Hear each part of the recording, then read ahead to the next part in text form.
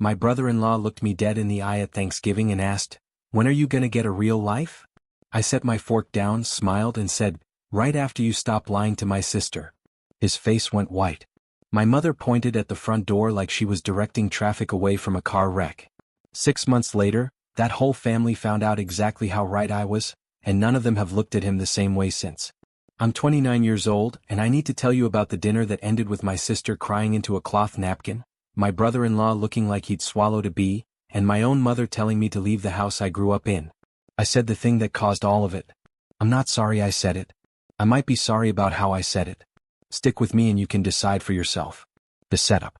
I grew up in a town outside Columbus called Millbrook, the kind of place with one stoplight, a Dairy Queen, and everybody's business known by everybody else by sundown.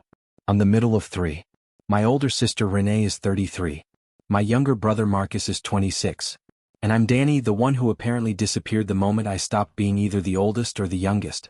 Renee was the golden child, valedictorian, homecoming court, the kid teachers still talk about at reunions. Marcus was the baby, which in my family meant he could total a car and somehow it would become a story about how resilient he is.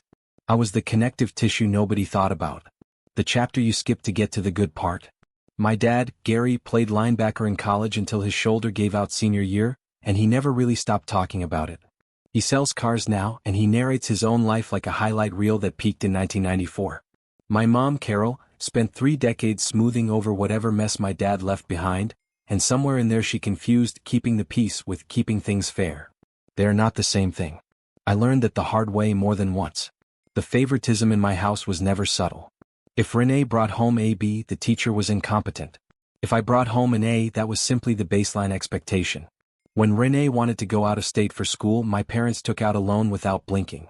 When I brought up a computer science program 2 states over, my dad told me to be realistic and start at community college.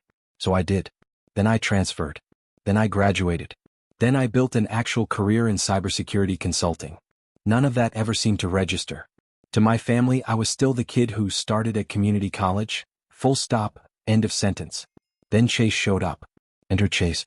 Chase married my sister 4 years ago, and from the second he walked through my parents' front door with his firm handshake and his white teeth and his polo shirts with the little embroidered horse on the chest, my dad treated him like the son he'd always wanted.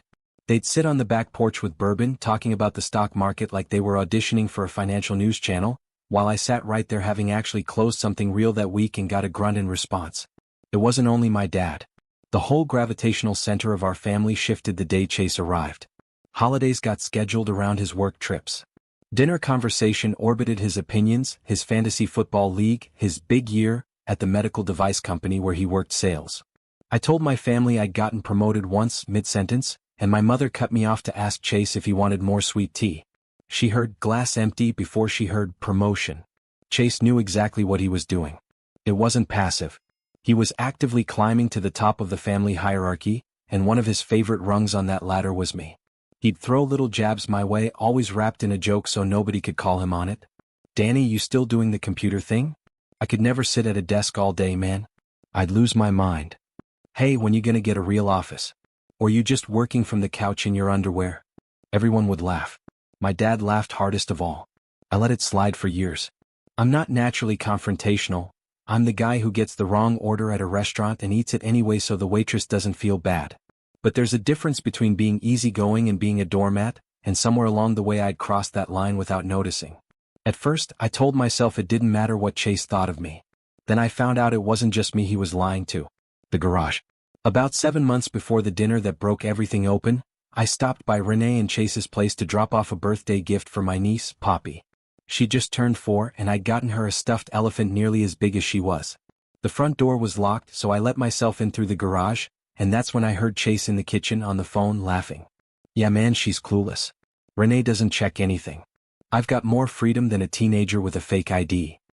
He laughed again at something the other person said, and then, "What she doesn't know keeps this whole thing running smooth." I stood in that garage holding a giant stuffed elephant like an idiot, feeling the floor tilt under me. I didn't know what he meant. Could have been about finances. Could have been about a surprise trip. I filed it away, walked in like I'd heard nothing, gave Poppy her elephant, made small talk and drove home. But I started watching Chase differently after that. And what I noticed over the following months made that phone call a lot harder to write off as nothing. The dinner. The dinner that changed everything happened on a Sunday in late October. My mom made pot roast, which in our family only means one of two things: someone's celebrating or someone's compensating. Given the tension already humming through the house when I walked in, I'm guessing it was the second one. Renee and Chase were already there. Marcus had driven up from campus. My dad was in his recliner offering unsolicited color commentary at a football game nobody had asked him to narrate. I walked in with a bottle of wine and a feeling I couldn't quite name. If I'd known what was coming, I would have brought something stronger than wine. Dinner started the way it always did. My dad holding court, Chase feeding him softball questions like a trained seal balancing a ball on its nose. "Gary, that's incredible, how'd you land that client?" My mom shuttled dishes from kitchen to table like she was catering her own event. Renee scrolled her phone, half present. I helped clear plates because that's what I do. I'm the one who clears the table while Chase picks his teeth and talks about himself. But sure, I'm the loser. About 15 minutes in, things were almost normal. Marcus was telling us about a project in his engineering program. Then Chase, because Chase cannot let a conversation happen without inserting himself into the middle of it, turned to me. "So Danny, what's new with the freelance thing? I need to explain something here. I don't do freelance work. I haven't in over 3 years. I'm a full-time senior consultant at a cybersecurity firm. I've corrected Chase on this more times than I can count. He calls it the freelance thing anyway because it shrinks what I do down to something he can dismiss." I kept my voice level. "I'm not freelance, Chase. Same firm for 3 years now." He smirked, actually smirked, and looked around the table like he was setting up a punchline. Right. The computer thing. Hey, no judgment, man. Not everybody's built for the real world. Some guys are just desk guys." He took a bite of pot roast and winked at my dad. My dad laughed. Not a polite chuckle, a real, genuine laugh like Chase had just delivered the funniest line of the year. My mom looked at her plate. Marcus stared into his water glass. Renee gave that tight little smile she always gives when Chase says something awful, the one that knows it's wrong but isn't going to be the one to call it out. I swallowed it. Again. What's one more time, right? Chase wasn't done. He leaned back, arm around Renee, and kept going. "I'm just messing with you, man. But seriously, when are you gonna make some real moves? You're almost 30. I had a house and a wife by your age. What do you got? An apartment and a cat." "I don't even have a cat. I'm allergic." My dad jumped in right on cue. "Chase has a point, Danny. You've been coasting. Your sister was already married at your age. What's the plan here?" I looked at my dad, the man who didn't help pay for a single semester of my college, who missed my graduation, who forgot my birthday 2 years running, asking me what my plan was, sitting next to a guy who leases everything he owns and calls it success. "My plan is fine, Dad. I'm doing well." Chase snorted. "Doing well is what people say when they're stuck and don't want to admit it. No offense. Then why say it if it's offensive? Because somebody's gotta tell you the truth, man." He looked at my dad for approval and got a nod. An actual nod. Then he set down his fork, looked me dead in the eye, and dropped it. "Look, I say this because I care. You're a good guy, but at some point you gotta look in the mirror and ask why you're almost 30 with nothing to show for it. No wife, no kids, no house. Just a desk and a paycheck. That's not a life, man. That's a holding pattern." He paused for effect, glancing around the table like he wanted witnesses for the finale. "Honestly? Kind of a loser." He said it right there, over pot roast, under a centerpiece my mother had spent an hour arranging. The table went dead silent. My mom's fork froze midair. Marcus's jaw tightened. Renee looked at Chase with an expression split evenly between embarrassment and loyalty, like she wanted to say something and couldn't make herself do it in front of everyone. And my dad chuckled. Soft, like he was trying to hold it in and couldn't quite manage it. That chuckle did more damage than anything Chase had said all night. Chase was an outsider who married into the family and decided he was better than me. My dad was supposed to be on my team. And he was laughing. Something in me just snapped. Not dramatically. Not like a dam breaking. More like a wire giving out quietly after being stretched too thin for too many years. The wire that kept me polite, kept me showing up, kept me smiling through years of this exact routine because that's what you do for family. I looked at Chase and smiled back. "You know what, Chase? You're right. House, wife, leased Audi, the whole picture-perfect package. Congratulations. Really impressive." I took a sip of water. "But I've gotta ask you something. Been curious about it a while." He was still smirking, still confident. "What's that? How does it feel being boyfriend number 9? The smirk didn't fade, it vanished instantly like someone had wiped it off with a rag. What did you just say? Boyfriend number 9, I repeated. Or is it 10? Lost count. But since you're so concerned about my life, figured we could talk about yours for a minute. The table went completely silent. My mom set her fork down for good. Marcus leaned back like he was trying to physically get out of the blast radius. Renee's face slid from confusion straight into something closer to terror. Danny. My mom's voice low and warning. That's enough. No, Mom. It's really not. I looked back at Chase, who had gone from smug to pale in about 3 seconds flat. You want to call me a loser at this table? Fine. But maybe before you judge somebody else's life, make sure your own house isn't already on fire. Because from what I've seen, yours is burning pretty good. Chase shot up so fast his chair scraped the hardwood like a scream. You don't know what you're talking about. His voice was shaking, not with anger. With fear. Renee started crying. Quiet, not dramatic, tears just running while she stared at me like I'd pulled a grenade out of my pocket and set it on the table between the mashed potatoes and the gravy boat. My dad finally stopped laughing. He was staring at me with an expression I'd never once seen on him. Somewhere between shock and fury, like I'd broken a rule he didn't know existed until I shattered it. Danny, I think you need to leave, my mom said. Firm. Final. I stood up. Folded my napkin. Set it beside my plate. Looked around at every person who'd sat there for years and watched Chase tear into me without a single one of them ever telling him to stop. Gladly. I walked out the front door, got in my car, and sat in the driveway a full 5 minutes before I could make my hand steady enough to start the engine. The fallout. The drive home felt like 3 hours even though it's 40 minutes. I kept replaying it. Chase's face, Renee's tears, my dad's silence, my mom pointing me toward the door like I was a stranger who'd wandered into the wrong house. Here's the thing about saying something you can't take back. In the moment it feels righteous. 20 minutes later, when the adrenaline drains out, you start wondering if the righteousness was worth the bill you're about to get. My phone was already buzzing before I got inside. My mom, first, what you did tonight was cruel and uncalled for. Your sister is devastated. Think about what kind of person you want to be. No mention of what Chase said to me. No mention of my dad laughing. Just me. I was the problem. I was always the problem. Marcus texted next, shorter. Dude, what was that about? Call me when you can. At least he sounded confused more than angry. He was the only one at that table who'd looked uncomfortable while Chase was working me over, so I gave him that. Renee didn't text. She called. I let it go to voicemail, and when I finally listened, her voice was raw and shaking. Danny, I don't know what you think you know, but you had no right to do that. You humiliated Chase in front of everyone. You humiliated me. I don't even know what to say to you right now. Click. I sat on my couch in the dark and asked myself the question that had been circling since dinner. What did I actually know, versus what did I only suspect? Because here's the truth, when I said boyfriend number 9, I wasn't bluffing exactly. But I wasn't holding a full hand either. I had 2 pair and a hunch, and that scared me more than the silence at the table had. Over those 7 months since the garage, I'd noticed small things stacking up. Chase always angling his phone away from Renee. Leaving rooms to take calls. Hitting the gym at strange hours. 9:30 on a weeknight, 7 a.m. on a Saturday when he normally slept until 10. Changing his phone passcode 3 times in 2 months. I only knew because Poppy tried to play a game on it at Thanksgiving and he snatched it out of her hands like it was a loaded weapon. Then there was Christmas. I'd gone to grab my jacket from the guest room and his smartwatch was sitting on the dresser, screen lit with a notification from a contact saved as Nick, work. Last night was amazing. Same hotel next week. I'm not naive enough to think one suspicious text proves an affair. Maybe Nick from work really was a coworker talking about a conference. But stacked on top of everything else, the picture wasn't innocent.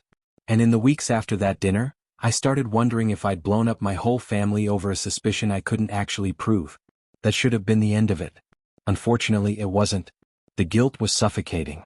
I'd wake up at 3 a.m. and stare at the ceiling, replaying Renee's face, thinking about Poppy, who had nothing to do with any of this, wondering if I'd just made myself the family villain because I couldn't stomach being called a loser one more time. The isolation hit fast. My mom stopped calling. My dad had never started. Renee blocked me on everything within a week. Only Marcus stayed in touch, carefully, like he was maintaining diplomatic relations between 2 countries at war. So I did the only thing I had left. I threw myself into work. Building something. I wasn't trying to be inspirational. I just had nothing else. My whole social calendar had revolved around family obligations, and now those were gone, so I filled the space with everything I'd been putting off. Extra projects. Late nights. The messy audits nobody else wanted, the clients held together with duct tape and prayers. Something happened that I hadn't expected. I got really good at my job. Within 2 months, I had a reputation at the firm as the guy who could untangle anything. My boss, Renata, a woman who looked like a librarian and negotiated like a shark, started putting me on the firm's biggest accounts. By February I'd been promoted. Not a small bump either. Senior consultant, a team of 4 reporting to me, a salary that would have made Chase choke on his bourbon. I didn't tell my family. There was no one to tell. Around then I reconnected with an old college friend, Jordan, who'd moved to Columbus for work. We started grabbing beers on Fridays, and Jordan is the kind of person who tells you the truth whether you want it or not, exactly what I needed. About 3 months after the dinner, I told him everything. The comments, my dad laughing, what I'd said, the fallout. He listened without interrupting, which for him is basically a miracle, and when I finished he took a long sip of his beer. 2 things. 1, Chase sounds like a tool. 2, you can't just throw a grenade at dinner and walk away. If you've actually got something on this guy, you owe it to your sister to find out the truth. Not for revenge. For her. He was right, and I hated that he was right because it meant the work wasn't done. I had no idea what was coming next. The pieces fall into place. I wasn't going to stalk Chase or hire a private investigator or do anything that would turn me into the unhinged brother everyone already thought I was. I was just going to pay attention. And the universe, once you start paying attention, tends to hand you exactly what you're looking for. First, Marcus called in March. He'd been at a Sunday dinner I was no longer invited to, and Chase had shown up late, claiming he'd been stuck at a client meeting. Marcus had driven right past the restaurant Chase supposedly ate at. It had been closed for renovations for 2 weeks. Second, in April I got a LinkedIn message from a woman named Nicole who worked in Chase's department. She said she'd found my profile through a mutual connection. Then a follow-up, "Hey, are you Renee's brother? I think we should talk." I sat on that message for 2 days. I wanted to be honest with myself about my motives. Was I trying to protect my sister, or trying to prove I'd been right at that dinner? Honestly, it was both, and I decided both was good enough. I wrote back. Her response came 20 minutes later, and it didn't just confirm what I already suspected. It was worse. But before I could even process it, something happened that I never saw coming, and it came from the last person on earth I expected. My father calls. My dad calling me is about as likely as snow in July. Gary Ford doesn't call people. He summons them. He waits for you to come to him, because in his world he's always the wronged party, even when he's the one doing the wronging. So when Dad lit up my phone on a Tuesday evening in mid-April, I genuinely thought someone had died. Danny. No hello. Just my name, like he was confirming I still existed. Dad. A long pause. I could hear the TV murmuring in the background. Then, "I think something's going on with Chase." I didn't say anything. I've learned that with my dad, silence works better than arguing. If you talk, he pushes back. If you're quiet, he fills the space himself. Your mother and I had them over. He was on his phone the whole time. Renee seemed off. Quiet. Tired. Another pause. Thin. Not healthy thin. Your mother thinks I'm imagining it. I'm not imagining it. I sat there processing the irony. The man who laughed when Chase called me a loser was now calling to tell me he was worried. Part of me wanted something sharp, something like, "Oh, now you want to talk to me?" But Jordan's voice was in my head. "This isn't about you. This is about Renee." "Dad," I said carefully, "I think you're right. And I think it's worse than you think." I gave him the basics. The garage call, the watch notification, what Marcus had noticed about the closed restaurant. Not Nicole yet. My dad went quiet in a way I'd genuinely never heard before. This is a man with opinions about tax policy and the correct way to grill a burger. He was silent so long I checked to make sure the call hadn't dropped. "Why didn't you tell us?" he finally asked. "When, Dad? Before or after you laughed when he called me a loser? Before or after Mom told me to leave?" He didn't answer that. He just said, "What do we do?" That was the moment I understood something about my father I hadn't before. For all his bluster, all the years of favoritism, all the times he'd made me feel like I wasn't enough, right then on that call he was scared. Not for himself. For Renee. And as angry as I still was at him, I couldn't weaponize that fear because I was scared for her too. I told him to sit tight and let me work it. Then I called Nicole. Coffee with Nicole. We met at a quiet coffee shop downtown. Nicole was mid-30s, professional, visibly nervous, holding her tea with both hands like it was keeping her upright.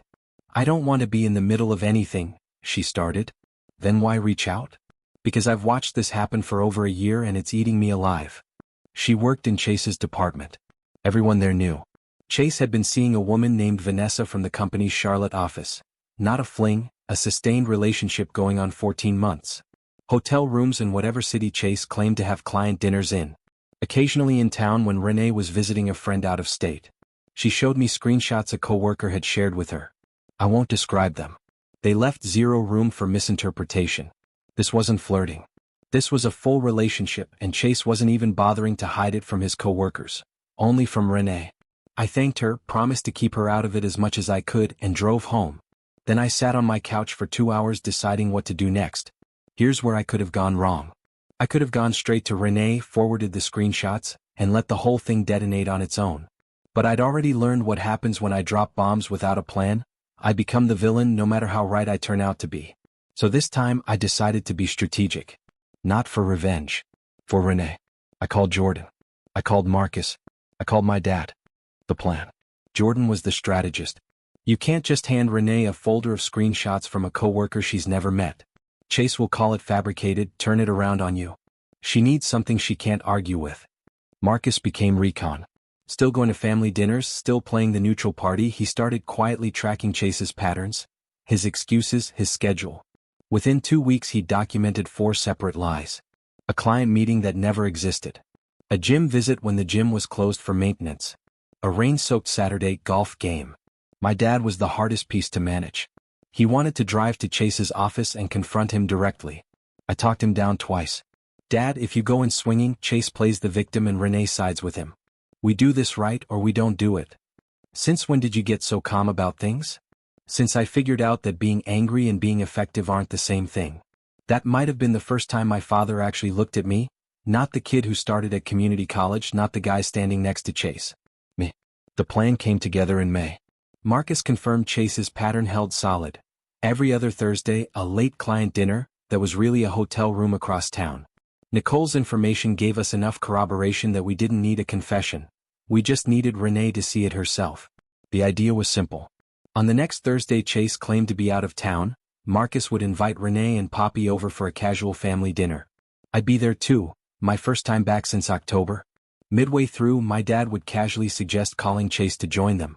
When Chase inevitably claimed to be stuck at his fake dinner, Marcus would pull up the family location sharing app. The one Chase had apparently forgotten he was still on, set up years earlier on my dad's phone plan. No spy movie theatrics. Just a family looking at a map, watching the man who claimed to be 40 minutes away sitting at a hotel 12 minutes from the house. We set the date. Nicole flew in from Charlotte the night before just in case. Everything was in place. The only open question was whether I could sit across from my sister, knowing what was about to happen to her world, and hold it together long enough to let the truth do its job. I did not sleep the night before. The reveal. Walking into my parents' house felt like stepping onto a stage. My mom opened the door with a stiff nod. Danny. 7 months of silence, condensed into one word. Poppy barreled into my legs like I was a returning hero and immediately launched into an update on her betta fish, Bubbles, who apparently has an attitude. I laughed for the first time in weeks. Renee watched me from the couch. She didn't get up, didn't smile, but she didn't leave the room either. She looked exactly the way my dad had described, tired, thin, dark circles no concealer could hide. My chest ached looking at her. Marcus played it perfectly casual. My dad was in the kitchen actually helping cook, which I'd genuinely never seen in 29 years. Apparently a looming family reckoning gives Gary Ford the sudden ability to chop an onion. Dinner was quiet by our family's standards.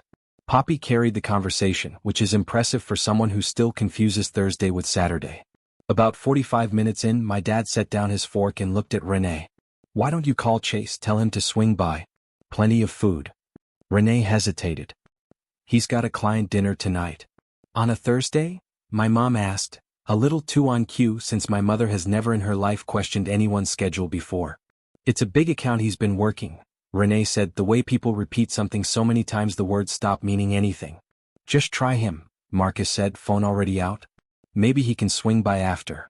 Renee called. 4 rings voicemail. She texted. 5 minutes later, a reply which she read aloud without anyone asking. Stuck late. Don't wait up. My dad looked at Marcus. Marcus looked at me. I nodded. Renee, Marcus said gently and turned his phone screen toward her.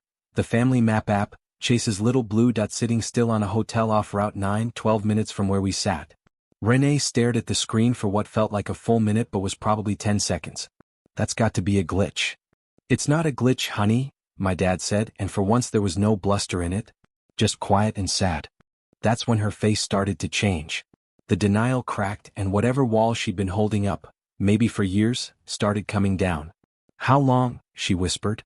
Not to Marcus. To me. At least 14 months, I said. Her name's Vanessa. She's in the Charlotte office. People at his work have known for a while. The dinner in October, she said slowly. Boyfriend number 9. You knew then. I suspected. I didn't have proof. I shouldn't have said it the way I said it. I'm sorry for that part. But I was right. Yeah, you were right. My mom was crying silently at the end of the table. My dad had a hand on Renee's shoulder, and for once he wasn't performing anything. He was just her father. Marcus stayed quiet, letting it happen without trying to fix it. Poppy looked up from her chicken nuggets. Why's everyone sad? Did Bubbles die? Renee let out a sound that was half laugh, half sob, and pulled her onto her lap. No, baby. Bubbles is fine. What happened next was entirely Renee's call. Nobody told her what to do. She called Chase. He didn't pick up the first time. She called again. Hey babe, I told you I know exactly where you are, Chase. Her voice was shaking, but it held. I'm looking at your location right now. You're at the hotel off Route 9, 12 minutes away. And I know about Vanessa. The silence on his end was the loudest thing I've ever heard. Then he started in, a misunderstanding, the location's wrong, Vanessa's just a colleague, and finally, babe, who told you this? Was it Danny? You know he's had it out for me since. Stop, Renee cut him off. Don't come home tonight. Your things will be on the porch by morning. She hung up, set the phone down, and looked at me. Thank you. 2 words. But they carried every dinner where she'd watched Chase go after me and said nothing, every choice she'd made to believe his version over mine, every phone call and text that never came during those 7 months I was cut out. You're my sister, I said. That's the whole thing. After. Renee filed for divorce in June. Chase hired an attorney in a suit that probably cost more than my first car and tried to fight it, until his lawyer saw the texts, the location data, and 2 sworn statements from co-workers, and told him to settle quietly before it got worse for him. He settled. Renee kept the house, full custody of Poppy, and a financial arrangement that made his leased Audi look like the punchline it always was. Chase moved into an apartment across town. Vanessa left him 2 weeks after everything came out. Turns out she wasn't interested in the version of Chase that came without the house, the wife who ran his whole life for him, and the comfortable image that made him look like a catch. The guy who mocked me for having just an apartment and a paycheck was now the one with just an apartment and a paycheck. Mine came with a promotion and a clear conscience. My dad and I talked on his back porch in July, the same porch he used to drink bourbon with Chase on. I owe you an apology, he said. Not just for the dinner. For a lot of years. I didn't make him grovel. I also didn't let him off easy. I needed you to see me, Dad. Not the guy standing next to Chase. And you didn't for a long time. I see you now, he said, and his eyes were red. Gary Ford does not cry, but he was close. It wasn't a movie moment where years of damage get fixed in one conversation. But it was a start, and a start is sometimes everything. Renee and I rebuilt slowly. She apologized for letting Chase treat me the way he did for years. I apologized for how I handled the October dinner. We're good now, not perfect but good. As for me, Renata put me on the partnership track. I started seeing someone named Sophie who I met at a security conference, and she's the kind of person who makes you realize being patient about finding the right relationship isn't the same as being behind in life. Poppy calls me Uncle D, and makes me watch the same movie about a singing octopus every single time I visit. It's the best part of my week. Last month Renee and I sat on her porch while Poppy chased fireflies in the yard. You know, she said, Chase used to tell me you were jealous of him. Said that's why you were always so quiet at dinner. That you resented his success. I actually laughed. Renee, I was never jealous of Chase. I felt sorry for him. A guy who has to tear other people down to feel tall isn't someone I ever wanted to be. She smiled. When did you get so wise? Somewhere around boyfriend number 9. She threw a pillow at my head. Then she laughed too, the kind of laugh that told me we were actually going to be okay. All of us, a little scarred and a little messy, but okay. To everyone out there sitting at some family dinner right now, swallowing insults because you think that's just what family requires, it isn't. Family requires respect. Family requires honesty. And sometimes it requires looking the golden boy dead in the eye and asking him how it feels being boyfriend number 9. Trust me. The silence at the table is worth it. IA for exposing my brother-in-law's affair at a family dinner by calling him boyfriend number 9, in front of everyone?